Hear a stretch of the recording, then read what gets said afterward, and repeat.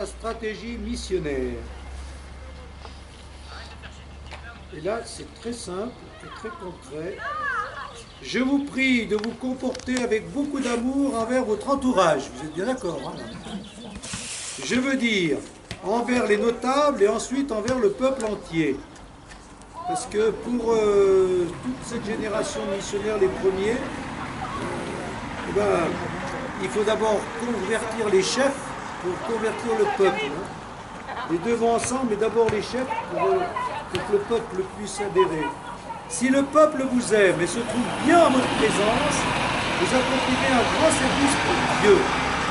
Être missionnaire, c'est ça. Est-ce que les gens sont bien en ma présence? Ah, ça c'est très concret. Vos familles, vos proches, est-ce qu'ils sont bien en votre présence? Et c'est la meilleure manière d'annoncer l'évangile.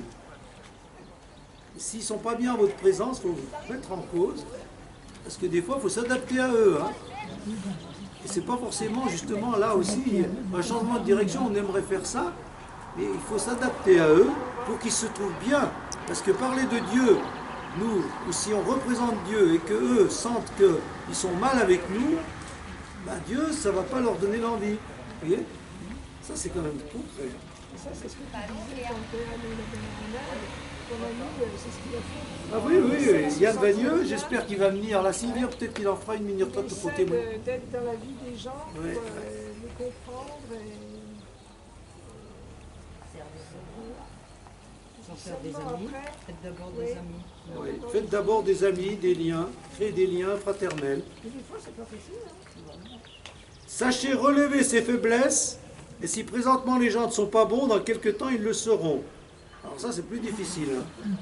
Alors, autrement dit, pour résumer tout ça, pour être missionnaire, il faut être bon, aimer en étant bon, mais aussi se faire aimer, et que les gens se sentent bien, et rendre bon.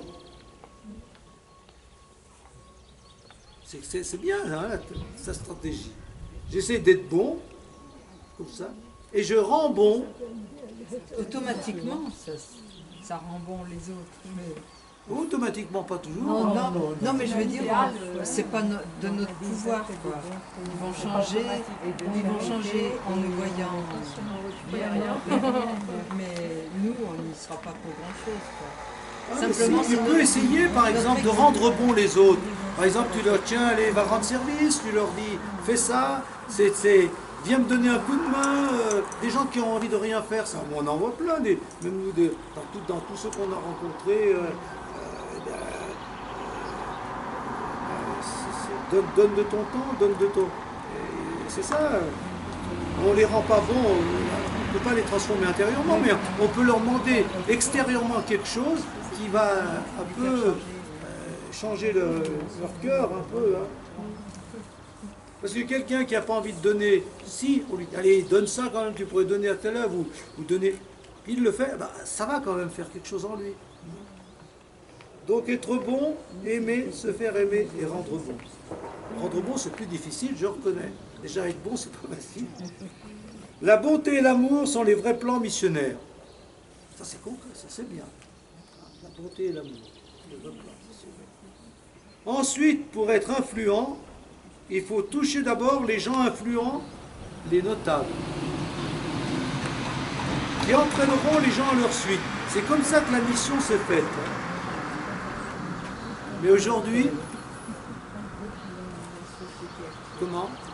Que dans la société actuelle. Oui, mais pourquoi? Les notables, ils sont pas bien des exemples. Avant, tu crois qu'ils étaient des bons exemples? Les rois et compagnie qu'on convertissait, ils n'étaient pas forcément des bons exemples dans leur vie, mais dans la religion un peu, ils venaient à l'église, alors ça a influé. Mais autrement, leur vie, hein, quand on voit les rois, même les rois très chrétiens, des fois, ils n'étaient pas très chrétiens, tellement chrétiens.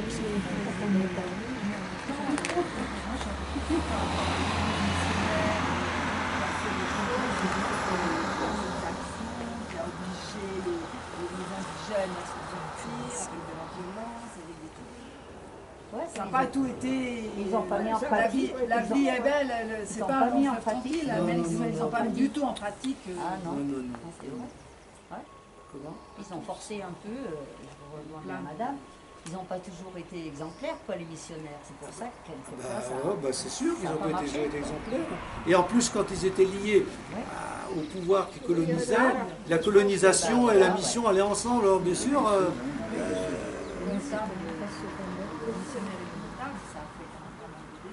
oui, c'est pour ça, oui, ça fait vraiment Oui, mais d'un autre côté, c'est vrai que si tu touches pas le haut, non plus, il faut toucher tout, quoi. L'essentiel, c'est d'être dans le haut et dans le bas. Bon, ça peut se discuter quand même. Mais être bon, se faire aimer, ça, vous pouvez garder, ça, c'est sûr. Hein. Voilà. Et puis toucher le peuple, les plus pauvres, les souffrants, les malades, les hôpitaux, ça l'Église a bien su le faire, hein, des idées. Et puis on aurait pu mettre les enfants, l'éducation, ça s'est fait partout, ça. Alors votre stratégie missionnaire, vous la reconnaissez là? Ça va? Il y a d'autres réactions comme celle-là, c'est bien? Alors, petit temps de méditation. Quel est mon champ missionnaire? Prioritaire actuellement. Donc chacun se pose. Est-ce que c'est la famille, les relations, l'association, une association, on rencontre des gens parce qu'on milite pour une chose, ça peut être l'écologie, ça peut être les handicapés, ça peut être le secours catholique, ou je sais pas quoi, la alphabétisation. Il y a plein de gens, hein, vous êtes tous plus ou moins engagés. Voilà, peut-être que dans ce biais-là, un club, la paroisse, les responsabilités. Ouais. Donc dans le cadre de nos responsabilités, on rencontre plein de gens. Et quelle est la stratégie? Je pense à ma stratégie missionnaire dans ces domaines. Amitié, bonté, patience, souplesse, partage de vie et de valeurs. Bon. Attendre, je dis ça, j'ai mis ça, des choses comme ça. Hein. Donc j'ai mis l'amitié, la bonté, on a parlé, mais aussi la patience. Hein. C'est pas, il faut du temps. Hein. J'ai mis la souplesse parce que faut s'adapter aux gens tels qu'ils sont. Hein. Et puis tout à l'heure, on a vu la souplesse spirituelle. Ça aussi, c'est quelque chose d'important, la souplesse intérieure. Parce que Dieu nous demande une chose des fois, puis après il va nous demander le contraire. Et où les gens, du coup, il faut aussi, en sport, on travaille la souplesse, mais la souplesse intérieure, des fois, on est un peu raide. Hein. Donc ça suppose aussi ça. La souplesse spirituelle, la souplesse missionnaire, et puis, comme on l'a dit tout à l'heure, partage de la vie et des valeurs. On est avec des gens mis dans une association, mais il y a quand même une vie ensemble et des valeurs communes. Hein. Et à travers ces valeurs, pour nous, il y a un peu Dieu, pour d'autres gens non, mais si on partage leurs valeurs, on pourra mieux leur parler de Dieu. Hein. Attendre d'être questionné. Ça aussi, c'est une... J'ai mis d'autres choses, hein, parce que la stratégie missionnaire, c'est...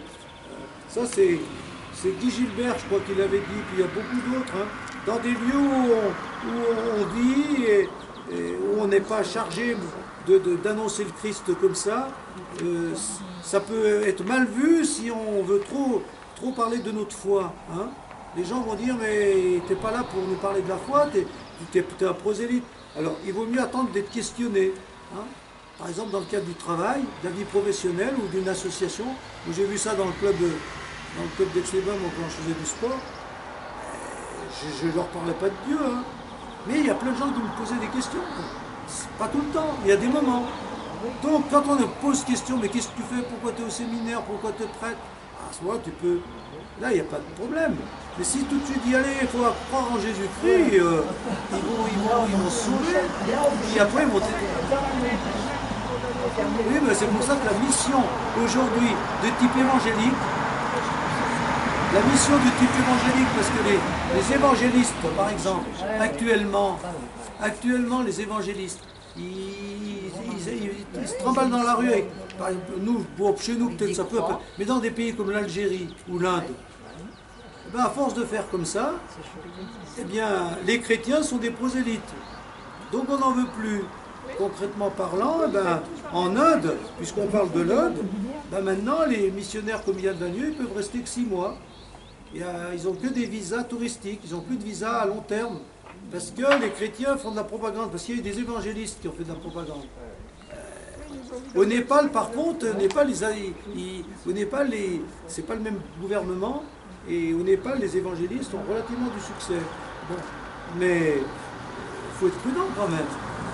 Et donc, c'est pour ça que je dis ça. Et puis après, il y a des invitations à des temps de foi. Donc ceux avec qui on vit, ben, on peut les inviter. Tiens, si tu venais avec moi, à l'endroit, si on sent que c'est pas du racolage et qu'au contraire, ben, quelqu'un qui a envie de connaître, il faut bien lui dire aussi, si tu veux connaître un peu la foi, ben, viens avec nous. Hein.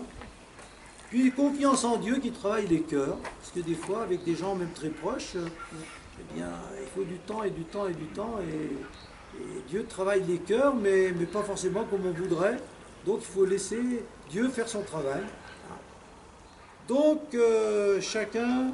Est-ce que quelqu'un veut rajouter autre chose sur la stratégie missionnaire possible, autre chose que ce qu'on a dit?